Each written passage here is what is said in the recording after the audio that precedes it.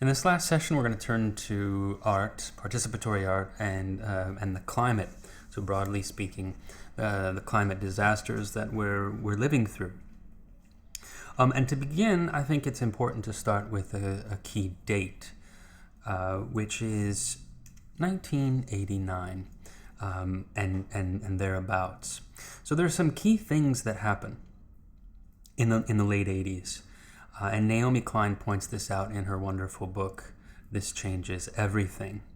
So she notes that in 1988, the Nassau scientist James Hansen, he testified in front of Congress about the realities of anthropogenic global warming. And so this has become a pivotal event. It's widely seen as the first time that global warming, anthropogenic global warming, anthropogenic meaning, driven by human activity, this is the first time that it entered into the public consciousness. Of course, we know today that fossil fuel companies had known this, at least going back to the 60s and 70s, but of course kept a wrap on it, kept the wraps on it. So this is a key moment where finally the realities of global warming, since the beginnings of the Industrial Revolution in the mid-19th century, had become part of popular consciousness. But then she notes that just a year after, you have the beginning of the end of the Cold War, the fall of the Berlin Wall, and then a couple of years later, you'll have the dissolution of the Soviet Union. So really, these bellwether events that signaled the end of, in many people's eyes, sort of the end of the 20th century and the end of the Cold War, which meant a victory lap for market-based economies, for capitalism, and for democratic liberal societies. So this was a wonderful thing. A lot of people celebrated this moment, the fall of the Second World, and the victory of the First World. The Third World was largely kept out of the equation, as so often happens. Someone like Francis Fukuyama even declared that this was the end of history, that now we've had all these different ideologies that we've troubleshooted throughout history, and now we can see that liberal market capitalism, a democracy based on a liberal market capitalism, of free trade, of private enterprise, and so on and so forth, is the way to go, right? And so why does Naomi Klein why does she juxtapose these two events in her book? Well, it's because what we need in order to combat global warming and climate disasters more broadly is a large collective effort, right? But what did the fall of the Berlin Wall and the end of the Cold War mean for developed and increasingly developing societies, so-called developed and developing? I hate these terms, but these are the terms that we use. What did it mean for these societies? Well, largely it meant a fragmentation, an increased faith in individuation and the importance of the individual, a concrete eroding of social welfare, and the idea of government as providing for its citizens, means of life, and certain rights of life, like welfare, like public housing, you name it, healthcare. Everything had become privatized and taken out. Not everything, but a lot had been taken out of the hands of the state into private hands. And so this leads to a challenge, because all of a sudden now we see private interest gaining power.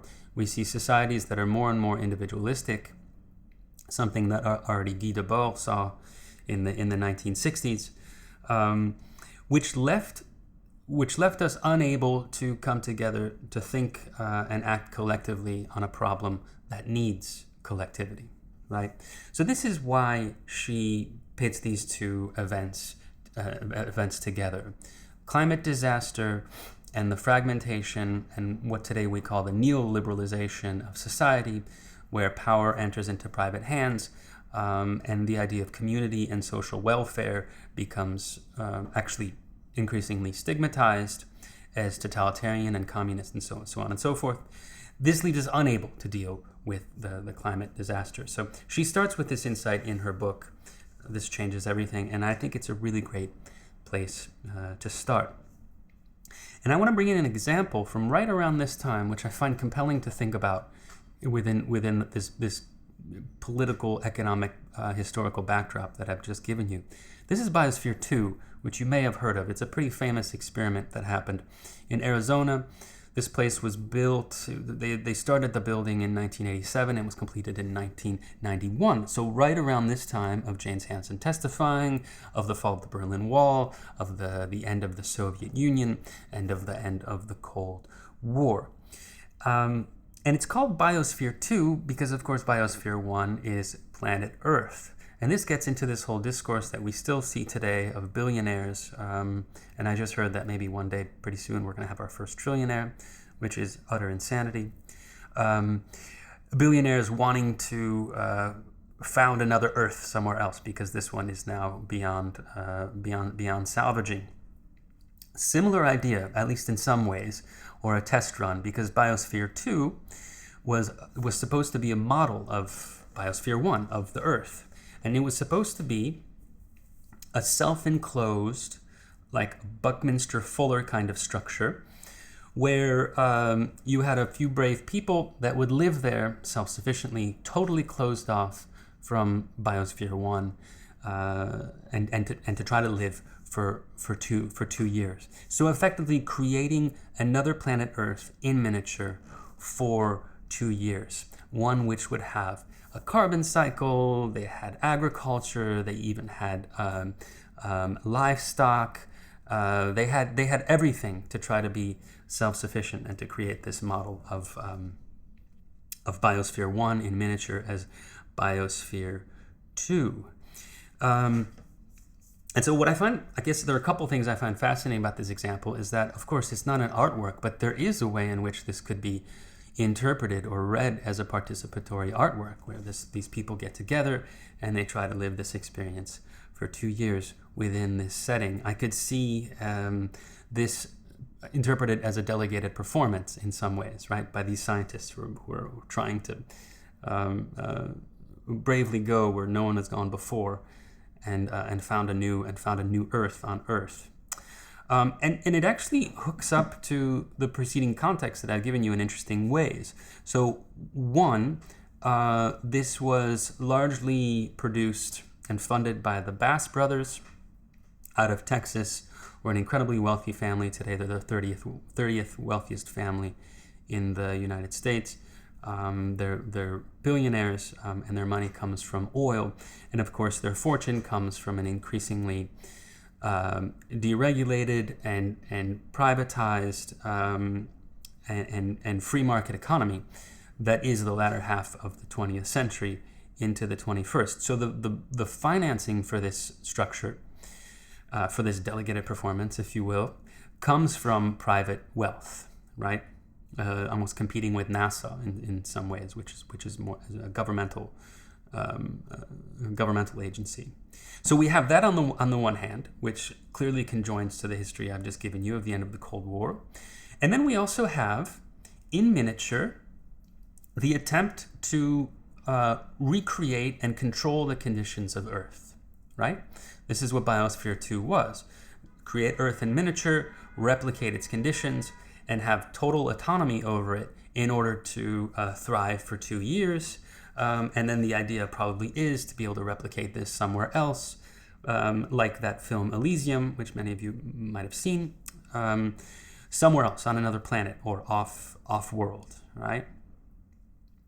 And so we have the environmental aspect of this, which doubles back on Hansen's testimony.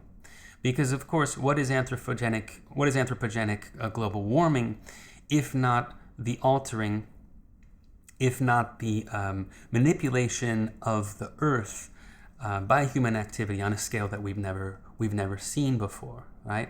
So this is that in miniature, right? And as you can imagine, things didn't go well. I think there's even a documentary made about this. It was certainly not a success. They had a very hard time maintaining the ecosystem of Biosphere 2.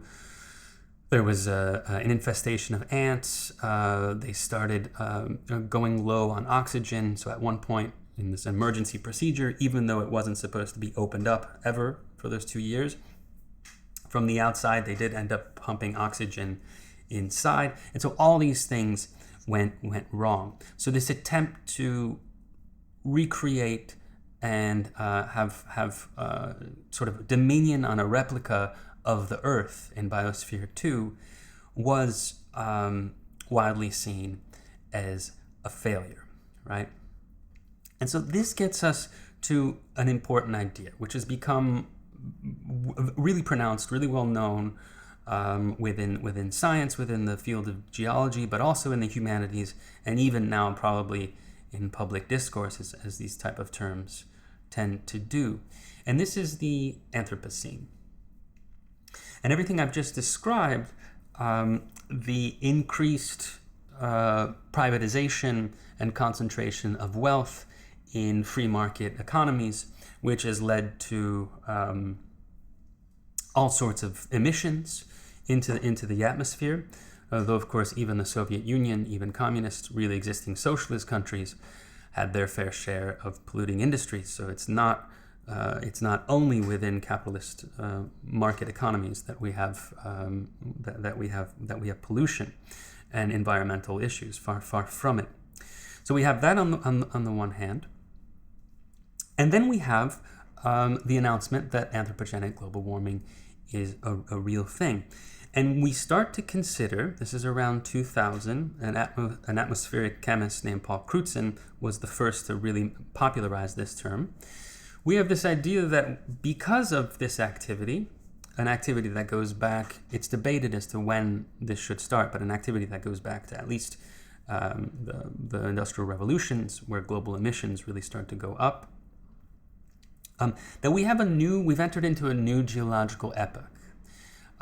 We had, for long, all of human civilization inhabited the Holocene. All of recorded history happens in the Holocene, which is the epoch that began some 11,700 years ago. But around 2000, geologists started saying, okay, forget about the Holocene. The Holocene was a stable climate that allowed all of human history to unfold in the way it did. It allowed, quote unquote, civilization. Now we're in a different epoch because for the first time ever, our activity, human activity, is a factor on a geological timescale. And so this is without precedent in human history, in planetary history. And there's a wonderful essay by the post-colonial theorist Dinesh Chakrabarty, his fourth thesis on the history of climate, where he says that we're in an unprecedented moment where the history of the planet, of planetary history, has now become conjoined and connected to, and in some ways maybe collapses into human history. And so the humanities has to start dealing with, including art, has to start dealing with geological timescales and the realities of planetary history. And so there are so many fascinating and harrowing things to think through. What does it mean for Biosphere 1 to essentially become like Biosphere 2, where we've manipulated to such a degree that that we've changed the composition of the planet, and certainly the thermal composition of the atmosphere, in ways that are profound. We almost maybe want to start thinking of Biosphere 1 as now being Biosphere 3, right? So there are all sorts of things in which we want to think through here. One of the questions we could ask is, I've just used the term "we" for this anthropogenic force on a scale we've never seen before geologically, but of course there are all sorts of cultures and peoples and locations on this planet that have contributed barely anything to, let's just greenhouse gas that leads to global warming, whereas across the history of the Industrial Revolution forward, you have Europe and the U.S. and now increasingly China as the largest emitters. So we might not be talking about the Anthropocene. Some people have decided to call it the Capitalocene, to emphasize that the history of capitalism is mostly responsible for anthropogenic global warming and climate disasters. There are other terms that have been bandied about, like Ecocene, Misanthropocene. Donna Haraway's talked about the Cthulhucene. Just recently, there's a fascinating book that's come out arguing that we've entered in the Pandemocene, where we've altered the wild. We've altered the planet to such a degree that all these buffering corridors of wildness that used to keep us apart from other species that we should not come into contact with, largely because of land expropriation, deforestation, and agriculture, most of it animal agriculture, we start to get these spillover events where we come into contact with other creatures that have zoonotic diseases, zoonosis, that can become very deadly, can become pandemics. In fact, we've just lived and are currently still living in one, right? And so there are all sorts of different terms for the new geological epoch we're in, and we can talk about this. But one thing I really want to emphasize, or maybe pose as a question, is sort of the history of technology as an art form, as tied to art making. If you go back to Greece, techne, craft, and art, these were conjoined terms. And there are some, we're going to talk about this in a moment, there are some people that think that the Anthropocene actually gives us an opportunity, that we can now be stewards, Promethean stewards of the earth. We're now the ones that are in control. And there are even some economists, neoliberal economists, that argue that we can start thinking of the world as an artifact that we manage, that we steward, and that we can have control over. Now, if Biosphere 2 is any indication, I worry very much about these technocratic, Promethean geoengineering fixes, and we're going to talk about the leading contender in a moment.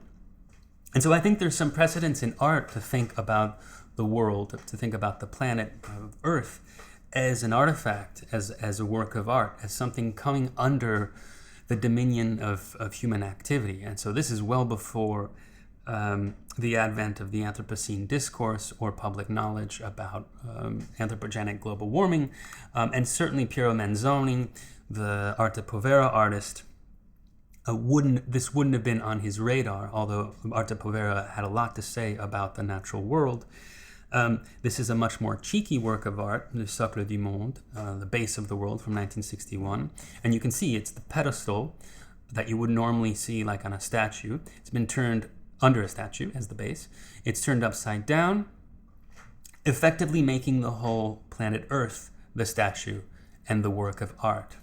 So this is much more within the history of artworks that, really going back to Duchamp, nominate something as a work of art. And of course, in this case, Manzoni is nominating the whole globe as a work of art under his authorship, right? Under him as an artist. It's almost like he's signing the work of art. So there's something very cheeky about this work, right? But today, with the Anthropocene discourse, and the idea that planet Earth should be something that can be technocratically controlled or managed as an artifact, as a human artifact, I think there are some weird and warped, compelling ways that we can update this interpretation, that maybe Manzoni's work does relate to this, of the globe becoming an artwork. And this reminds me of a work that we've looked at this semester in Bratislava, under Soviet rule in the 1960s. You'll remember Alex Lenarchik, Stano Filko, and Zita Kostrova and the Hapsosh that they did on May 2nd to 9th, 1965, where they didn't nominate the whole world as an artwork, but they did not nominate the city, Bratislava, to be an artwork. And you'll remember there were 400 participants who knew this, who experienced the city doubly, both as a real thing and as an artwork. And so I find that kind of fascinating, but even more fascinating would be all the people in the city who were not aware that they were in an artwork for that week. But nonetheless, they participated by living their lives, right?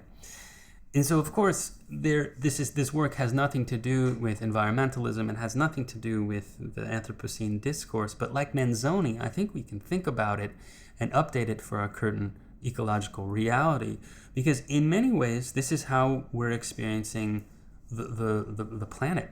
And think about it, this is unprecedented in human history. There are some of us who understand that the way we live our lives and the institutions that we organize our lives play a role in the Anthropocene. They play a role in global warming and the climate disasters, and the more and more likely eventuality of an unlivable planet in the next few centuries. We know that we're participating. We know that the fossil fuel industry is the number one driver. We know that the second most destructive industry is animal agriculture. And so we can question and say, well, in what ways do we participate, or do we boycott, or do we not participate with these industries? In what way do the institutions that we're a part of, either the university or the museum or our governments, in what way do they play a role in these damaging industries and in the climate disasters? We can be aware of our participation, and hopefully not participate strategically when possible. But then, of course, there are all sorts of people who are not aware of this, right? But they are participating nonetheless. This is a totalizing situation where whether they like it or not, whether they know it or like, every single human being on this planet is part of and participating in the Anthropocene, in global warming. Of course, in highly disjunctive fashion, because the Koch brothers and the board of directors of fossil fuel companies and industrial animal agricultural companies, they have a huge complicity, huge culpability here. Whereas we, depending on how we live our lives, we also have a certain amount of complicity and culpability, but of course it's far less. And then someone living in the Maldives has barely any complicity, right? Even though they're feeling the effects of climate change and global warming more severely than most. We could apply this to people in Bangladesh, in more and more eras of desertification and warming in Africa, and so on and so forth, right? So even though we're all part of this, we're all participating or not participating strategically, every human being is in this project of the Anthropocene. So I like thinking about Hapsosh sort of in these terms. We could then look at another work by Olafur Eliasson, the Icelandic-Danish artist, who's worked a lot by using weather elements and recreating weather elements in his work, often in a very participatory fashion. So this is probably his most famous work, the Weather Project that he did at the Tate in the Great Turbine Hall in 2003.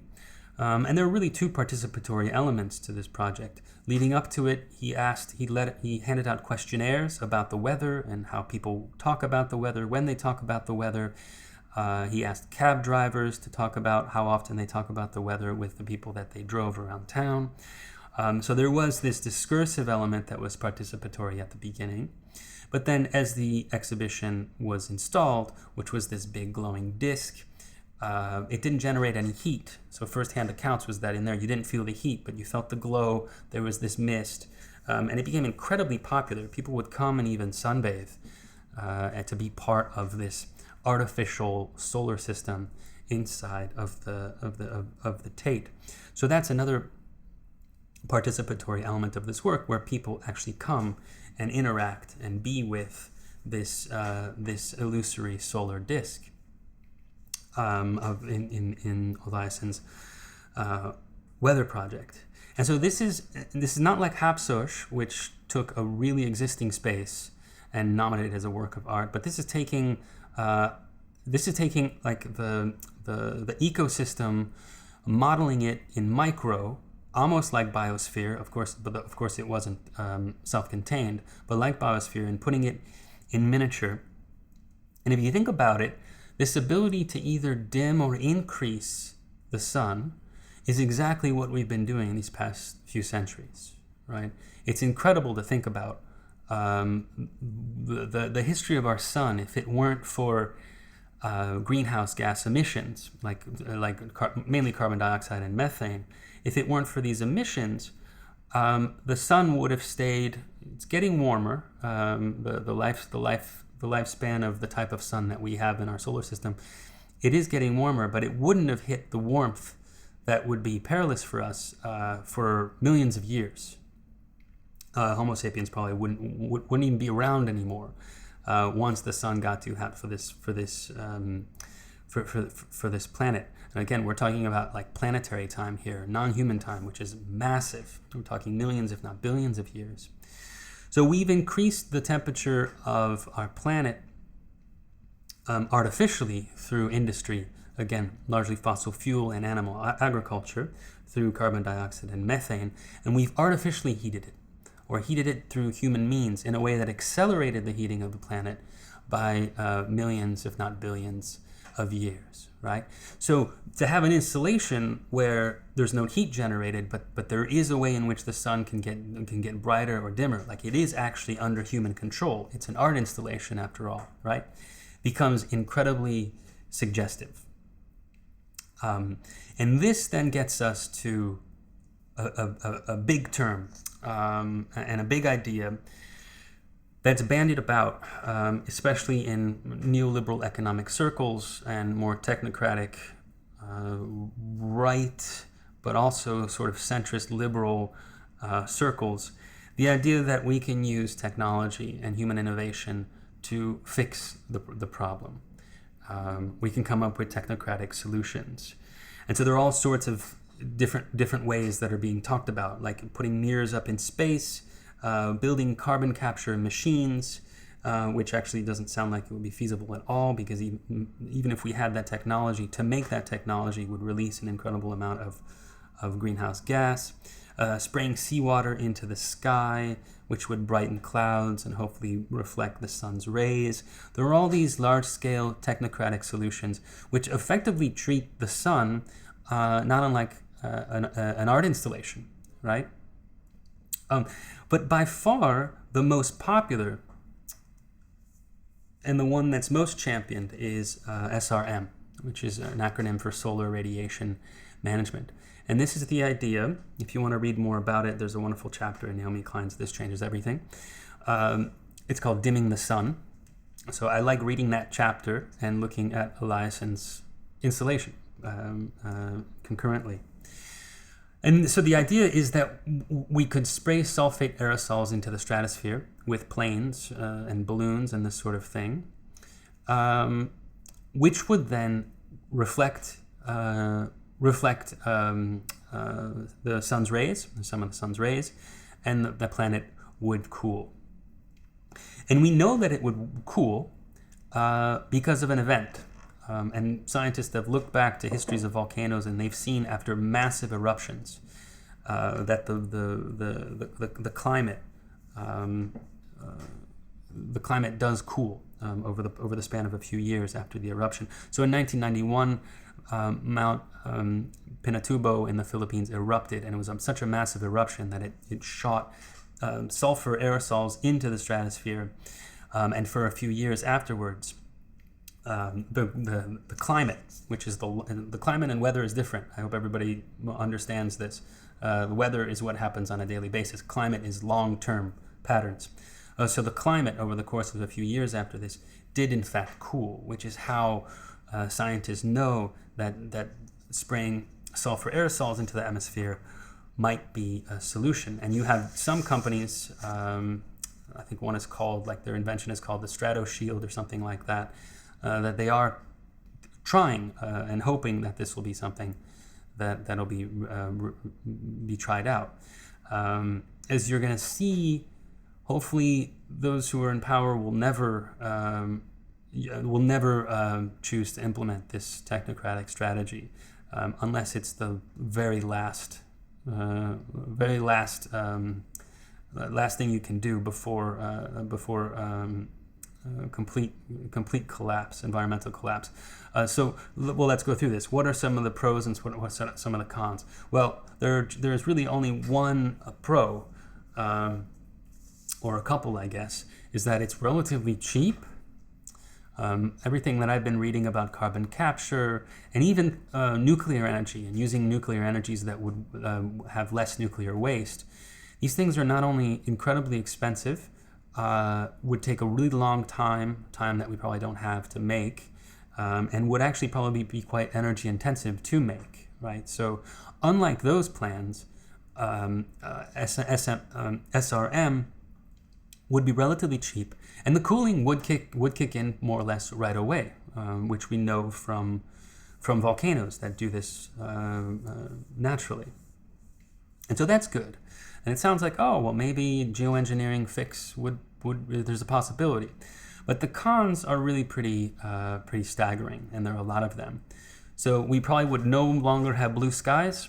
We'd have a permanent haze in the atmosphere. It would likely prevent astronomical research. It would put an end to astronomical research simply by the fact that we wouldn't have visibility anymore to see things that are outside of our planetary sphere. In the most bitter irony here is that it would impede solar power generators, right? We'd get less energy from the sun coming to the Earth. So one of the most powerful renewable energies that we have would be impeded. So this is kind of a tragic irony. We would never be able to stop. There's this sort of horrifying eventuality that if we stopped, the heat would just rush back in and create all sorts of disturbances. So it's a Band-Aid that we would never be able to take off. It does nothing to change the underlying cause, which are emissions. So industries like animal agriculture and fossil fuels, they would probably just double down and keep going because they think we have the technocratic fix. And then most dire and likely most economically racist or ethnocentric, or both, or just viciously careless, would be that it would impede precipitation in certain parts of the world. So especially in Africa and especially in South Asia, places that would enter into severe famine and drought if SRM was ever implemented. And millions of people would perish, effectively sacrificing certain parts of the planet so that more developed, more wealthy parts of the planet would fare better. And so the solar radiation management does not sound like a feasible thing. But again, it almost, it's perverse to talk about it as like an artwork. But there is a way in which we would all be in it. We would all be participating in one way or another. There'd be no way to get out of it if it was implemented. So these are some perverse ideas, and hopefully a technocratic fix that I think should probably never be implemented because we have other solutions that we'll talk about in a moment.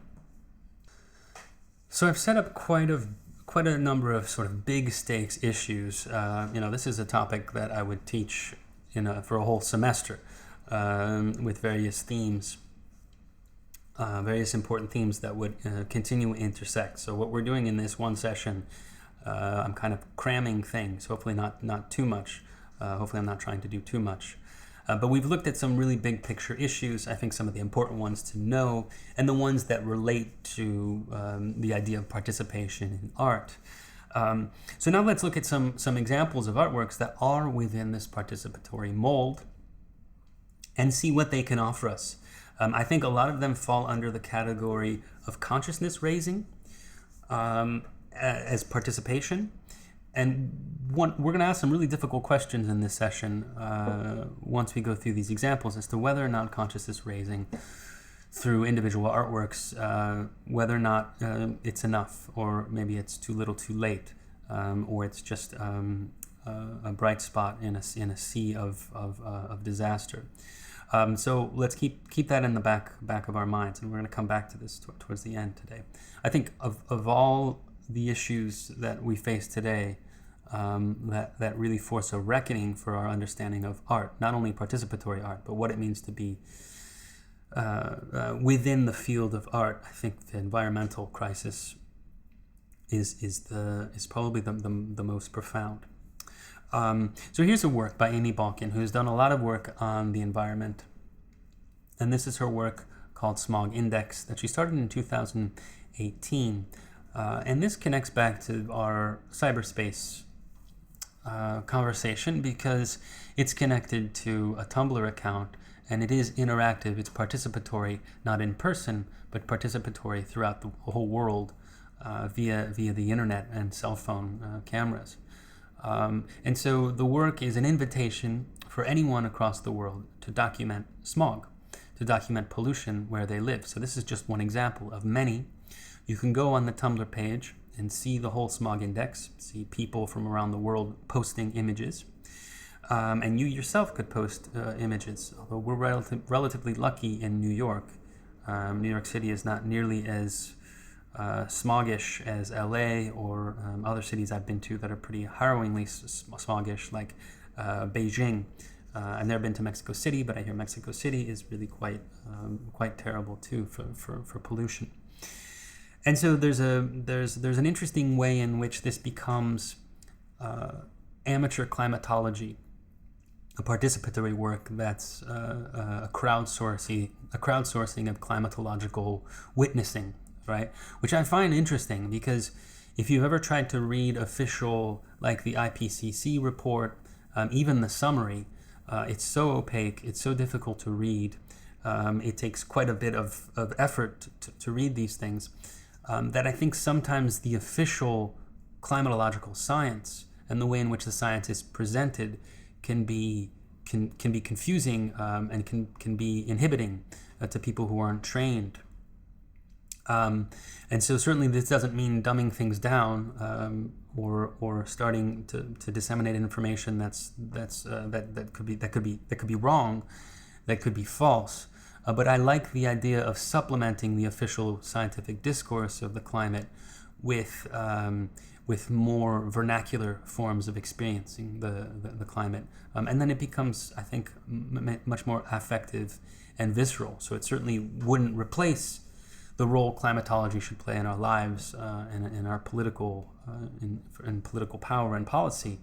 But maybe there's a way in which this more vernacular climatology has a role. So it's something interesting to think about. And she's done another work that's related to her long ongoing series, Public Smog, which I highly recommend looking up because there are a number of different components of her public smog work, some of it including buying carbon credits and retiring those credits rather than releasing the carbon. And this is another work that's participatory because she asks people to send out postcards, and these postcards do get sent out to officials at UNESCO, but also government officials. One example was the German Ministry of the Environment. And it's a postcard pleading to declare the Earth's atmosphere a UNESCO World Heritage Site, which is on the one hand hilarious, because that would mean that the atmosphere would be protected from pollution, from speculation. World heritage sites are preserved. So it's hilarious in that sense, and you can imagine that this has not been successful yet because it would mean a cessation of all industry that pollutes the atmosphere. And yet it's deadly serious because actually this is exactly what we need. To get to the 1.5, 2 degrees Celsius threshold by the end of the century and not above it, we need to drastically reduce emissions to such a degree that why not treat the atmosphere as a World Heritage Site? And if the atmosphere isn't a World Heritage Site, then what is, right? Because without it, an unlivable planet because of warming, the actual existing World Heritage Sites wouldn't even be visible anymore. We might not be around to see them, right? So there's this really incisive, ironic, but also genuine quality to this work that I find compelling. Another work is by the olfactory artist that I can show you, and all these works I hope we come back to when we get together and we can discuss a little bit more in depth. But this is the Belgian olfactory artist named Peter de Couperet. This is his smoke cloud from 2013. And imagine walking into a gallery and you see this really beautiful foam cloud-like shape on the top of the ceiling of the gallery, and a ladder just underneath it. So everyone is invited to participate, step on the ladder, and literally put their head in the clouds. Which, think about the saying, having your head in the clouds, in the context of this installation. You put your head in the clouds, and then you realize that this beautiful puffy cloud smells like pollution. So de Couperet does a lot with synthetic smells and synthetic chemicals to recreate smells. And so he'll recreate, wherever this is installed, he'll recreate the pollution, the smells of the pollution that are in that area, in that geography, so that you as the viewer feel it directly. So you're participating in your own, sort of having your head in the clouds, but then breathing in the noxious fumes at the same time. So I find this to be another compelling participatory work that certainly has to do with pollution and environmental questions. Here's another one, the Austrian artist Matthias Kessler. This is the Sea of Ice, The Wreck of Hope from 2012. And it seems like a real standard participatory work, one that involves getting people together, being convivial, having a gift. So the installation is it can be in a gallery, it can be in a cultural space. You have the fridge. Everyone is invited to open the fridge, hang out, have fun. You open the fridge, and there's sometimes it's champagne. Most often, I think he uses beer. So you can grab a free beer, pop open the beer, drink, and talk to people. So this is a pretty standard work under the history of like relational aesthetics and participatory art. But then you'll notice that at the top, in the freezer portion of the fridge, he's 3D printed a model of Caspar David Friedrich's shipwreck, which is very famous. This one of the staples of 19th century romantic painting, of this shipwreck in this jumble of ice. So back in the Romanticism, this was about nature overcoming humanity, but here it's been made diminutive. It's inside this fridge, and the more people open the fridge, the more the model starts to melt, and then when it closes, it starts to recongeal. So over the course of this participatory work, the model of Caspar David Friedrich's painting starts to morph, starts to change shape, and starts to melt. And so you're becoming, I think one of the points of this is to become conscious of the ways in which even like your most minor quotidian act of opening a fridge and grabbing a beer participates, has a role in, however incredibly small compared to industries, has a role in the melting of Arctic ice and the warming of the planet. So I think this is another big theme that we could talk about, the ways in which what we do in our daily lives contributes to, we participate in the warming of the planet. And as individuals, probably by far the most that we contribute is what we eat. So the more animal products we eat, the far higher our carbon footprint is, and complicity in climate disasters and global warming and deforestation and species extinction and loss of biodiversity and all these things. So there is a way in which this work takes it down to the individual, not in sort of a gentle accusatory tone, which I'd be interested to talk about, like whether or not we should be gentle at this point, or whether or not we should be brutal and say, listen, this is what we need to do and not do anymore, right? Of course, this is not at all within the same ballpark as those people who actually hold power, who actually decide how these industries function, fossil fuels and animal agriculture and so on and so forth. So this is much more at the level of the individual. Another work that's a bit more speculative is by Superflex, the Danish collective. They've done a lot of works, a lot of participatory works, engaging the public. And this is one that's ongoing. There are these posters. The first was from 2012. They're all about experiencing climate change through a different animal. And so the one, and they each correspond to an international meeting of climate change of the UN. So there's one in 2012. There's one in Rio in 2015. So that's the jellyfish. There's one that happened in 2020. That's the polar bear. There's one that will happen in 2025, and which is the mosquito. And then there's one that happens in 2050. And as part of these works, they get together, and this is where the participatory aspect gets in. They'll have the public participate and get hypnotized in order to experience climate change, not as a human being, but as these specific animals.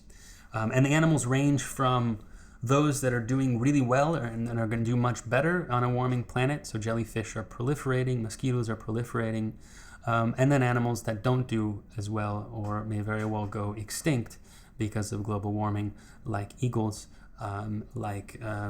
like polar bears, and then of course the last one, 2050, the mammoth is already extinct. So they're being a little jokey there. So again, this is a form of participatory art where people get hypnotized. The sessions, I don't think they're recorded, but I think they might be. There might be transcriptions of the session, or maybe not. Actually, I haven't been able to find them. So that's the participatory element. But again, it's this type of consciousness raising that happens during these international meetings to try to deal with climate change. And then I thought I'd bring in a few examples from another Austrian artist. His name was Martin Roth. He's done really interesting works with animals, but I bring in the works that he's done with plants. So this is one he did at Bard, where he grew corn. At first he wanted to grow hemp, but it actually turned out not to be legal, at least at the time. So he ended up growing corn instead for his installation. And the corn was hooked up to a synthesizer that would translate the chemical responses of the corn into sound. And we know there's all sorts of incredible things we're finding out about plant life. One of the things I urge, of course, is understanding what animals actually are and our moral, ethical obligations to them. But there's also the question of plant life, and what other types of moral, ethical obligations we might have for plant life, the more that we know about plants. And so we know that corn, there's some pretty incredible responses that they have. They've done experiments where if you play the recording of a caterpillar chewing on corn, the corn then will send off a signal, a distress signal, and there's a certain type of wasp that will come, pick up that signal, and then eat the caterpillar. So it's this incredible defense mechanism, which is all the more credible because plants are not sentient, they're not thinking, at least in the way us animals are thinking. They don't have brains, they don't have nerves, they don't have nervous systems, right?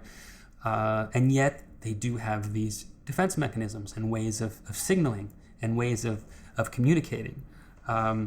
And so in this example, when you walked around, you become a participant, because when you would touch the corn, just even your presence within the space, the corn would start to emit different sounds.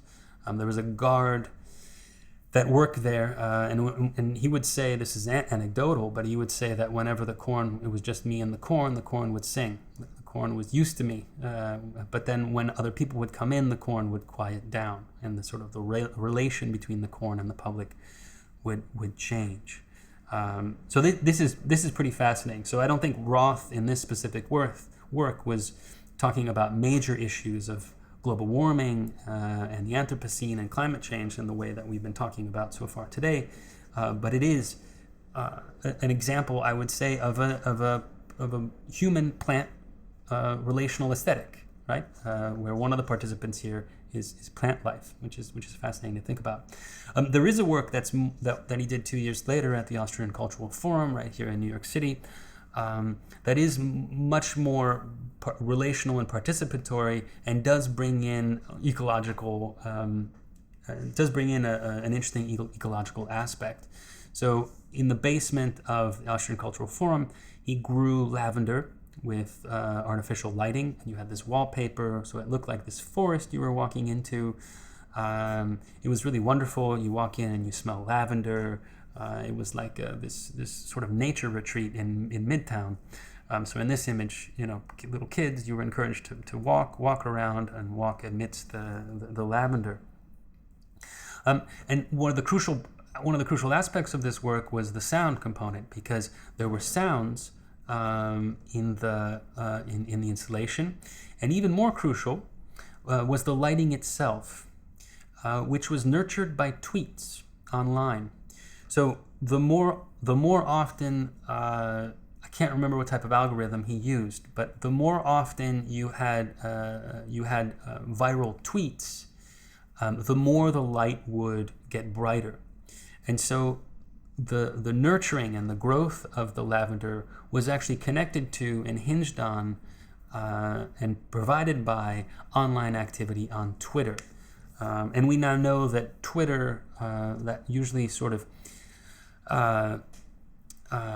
unfactual and hateful forms of tweeting go viral more quickly than factual and non-hateful forms of tweeting. And so the likelihood that these tweets were sort of detrimental to the Twitter sphere, or detrimental to the public discourse, ironically fed these plants and the lavender, so that there was this ecological feedback loop between online activity and the growth of the lavender. And if we consider that lavender itself is used as aromatherapy, and now they've even done clinical trials to show that lavender helps with anxiety and depression and so on and so forth, it's almost as if this is a model of the natural world in miniature, as sort of proffering a remedy to online speech and to the human public sphere. So it's this really quite poetic and beautiful meeting point between natural ecology and the media ecology that we find ourselves in, and that are in many ways connected, not only figuratively but in concrete terms, right? Because of the energy use of what it means to maintain digital spaces and the internet, right? So I find these to be really evocative, participatory works.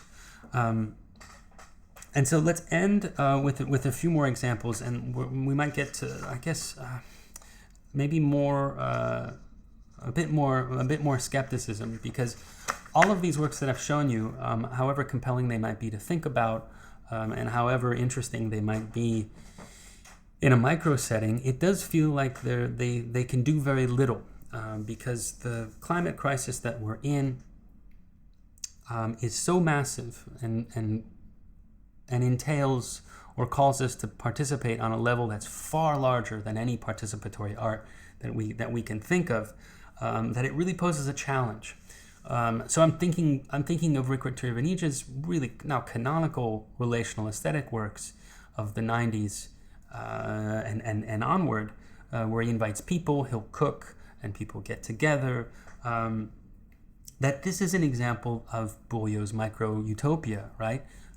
This sort of resignation that Bourdieu had, you'll remember from earlier on in the semester, where the grand utopian politics of the 1960s, we need to leave those aside, and we need to just focus on local, more micro, manageable situations of people getting together and doing things better, right? There is something beautiful about this, but it feels woefully inadequate for times of climate crisis.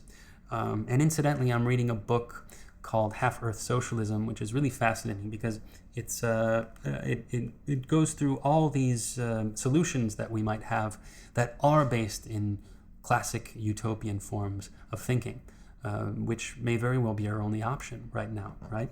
So so I highly recommend that book, Half-Earth Socialism. So Bourdieu's resignation and interest in micro-utopias that were so endemic to the artists associated with relational aesthetics, it feels like it's too small, it's too local, and it's not ambitious enough, right? It's just a flash in the pan. And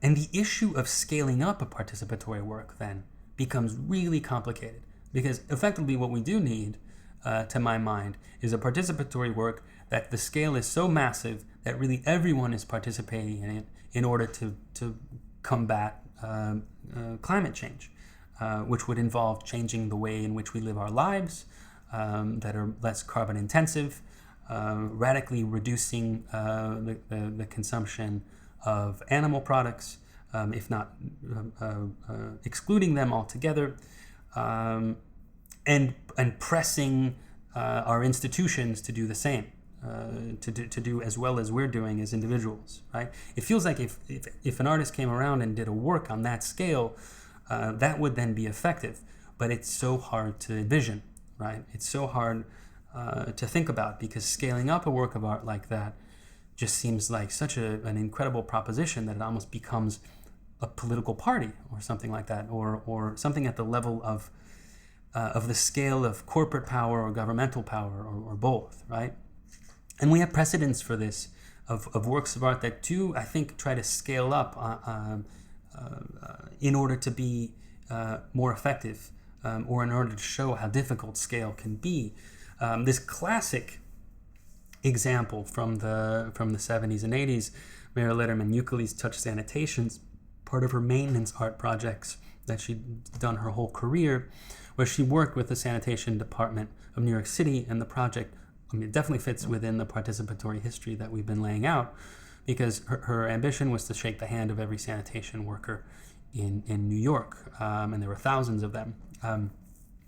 And so the work brings awareness not only to workers within sanitation, but also the sanitation department itself, which we often don't think about.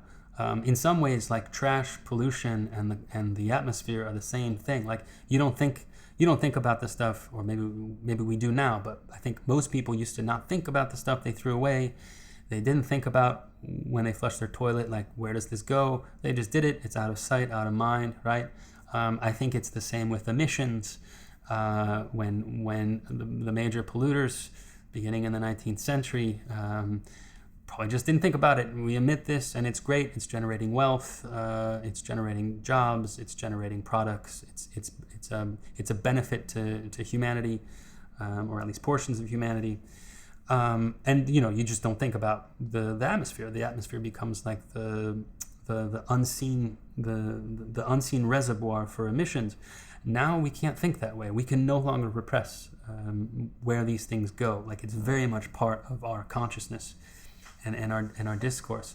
So this is an example of consciousness raising, but brought on a larger scale, to actually collaborate with a pre-existing entity in the government. In this case, a state government. So this might be Euclid's. There might be some drawbacks here, because of course it's an established agency, and maybe she wasn't able to actually change much from the agency. Although we'd probably have to do more research there. nonetheless, it is scaled up, and she is reaching many more people than, let's say, a Rick Tirvanesia work, where you only have hundreds, or maybe over the course of the installation, thousands of people that visit or that participate. Another work that I think touches on the issue of scalability from an ecological context is Francis Elise's work, and I'm thinking especially of When Faith Moves Mountains from 2002, where he went to Mexico and he enlisted a whole bunch of local people to come out to dig in this. There's a film about this, and I highly recommend watching the film. You can just search for it online. There's a film of the whole thing where they got these hundreds of people came to move this dune, this large mountain, to move it over a few feet. So they had to synchronize the shoveling, right? And one of the things that he talks about with this work, Francis Elise, he described it as maximum effort, minimum result. So the idea of getting these 500 volunteers to move a mountain, which sounds like this incredible feat, nonetheless, the end result is having only moved the mountain a ridiculously small part, right? It doesn't really change much. It doesn't do anything. It's almost purely a poetic act, a beautiful poetic act. But I think it does show that what needs to happen to combat all the climate disasters that we're in needs a work like this, but scaled up to almost a planetary dimension, right, where everybody is working together towards a goal. How that would unfold is very hard. It's very hard to think about. It's very hard to think through. And so what if, I'll leave you with this, what if making discrete objects of art, or making installations, or making art in traditional fashion, contemporary art in sort of traditional fashion, if that's like traditional media or installation or performance, things that are meant to be consumed in a local way, one within the tradition of contemporary art criticism and history. What if that's something we should no longer be doing? What if we live in a moment in history where artists should turn their back on that type of work, and the only thing left to do is to be protesters? The only thing left to do is to participate in protest and social forms of transgression for change, right? There's a precedent to this. In May '68, in the '60s, during the revolutionary moments at that time, a lot of artists just turned their back on making work, and they got fully committed in protest and making posters and so on and so forth, and being part of this mass mobilization. What if we're in that moment now, where we really should stop making our discrete objects or writing our discrete books, and face the fact that without a mass mobilization and mass protest, the planet's not going to be livable, and we're going to reach dire conditions by the middle part of the century, not even to speak of what's going to happen at the end of the century and into the next, right? So, like I was saying at the beginning, the environmental crisis poses a serious challenge to art, both its making and its writing. And we could come up with some examples of artists that have turned to this type of has turned to protest. So this is a protest work that happened in 2010 at the Tate Britain, where two people, Anna Feigenbaum and Mel Evans, they infiltrated this fancy party, I think a fundraiser for the Tate Britain that was. And then they promptly took off they didn't take off their dresses, but they put on these ponchos with the sign of BP, and then spilled oil during this fancy party, bringing attention to the fact that British Petroleum, one of the most powerful companies in the world, and one of the major emitters of fossil fuels, of greenhouse gas, were patrons of the Tate. So they're bringing attention to this, but it's a very uncomfortable way. I mean, the bravery of doing this with all these socialites at the Tate Britain is quite incredible. And this became Liberate Tate, which is actually, I know it's minor within the context of what I've been talking about. I suppose it's minor, though I think it's still really important, because this is a type of institutional change that if institutions change, if there's a snowball effect, then all of a sudden, there really is power. Over the course of a few years, Liberate Tate, beginning with this protest and other forms of protest that are socially engaged, I think socially engaged, but also performance works within the lineage of performance art, where they would go in, they would interact with people in the museum, and then have these performative gestures, these performance gestures. This is another one called Human Cost, where they snuck in these oil canisters. One of the protesters got naked and went into the fetal position, and they poured oil all over her. All it was not planned. Like, this was, guerrilla style protest. And this is an example of artists turning to protest and it being quite successful, because the Tate did then eventually divest from BP. So we can debate the merits, the politics of divestment, but I think it's one of the tools that might prove progressive, that might prove to be positive, right? Another form of protest that we could think of is Extinction Rebellion. And here it's not just artists, but it's even just white collar people who are part of Extinction Rebellion and protesting for a decarbonized economy, for a livable planet. And there's an offshoot group of Extinction Rebellion called Animal Rebellion that are getting more and more visibility now, which is the other side of the equation that we also need to work on. Because I said at the beginning of this lecture, the biggest emitter of greenhouse gas that's leading to global warming are fossil fuels, oil, hydrocarbons. The second is animal agriculture. So more and more there's a move, and even at the World Health Organization, even at the level of UN, and different governments around the world, not this government, but Germany, a little bit in France, a move towards a plant-based agricultural economy would do wonders for the climate disaster that we find ourselves in, because again, it is the second emitter of greenhouse gas, which is driving global warming.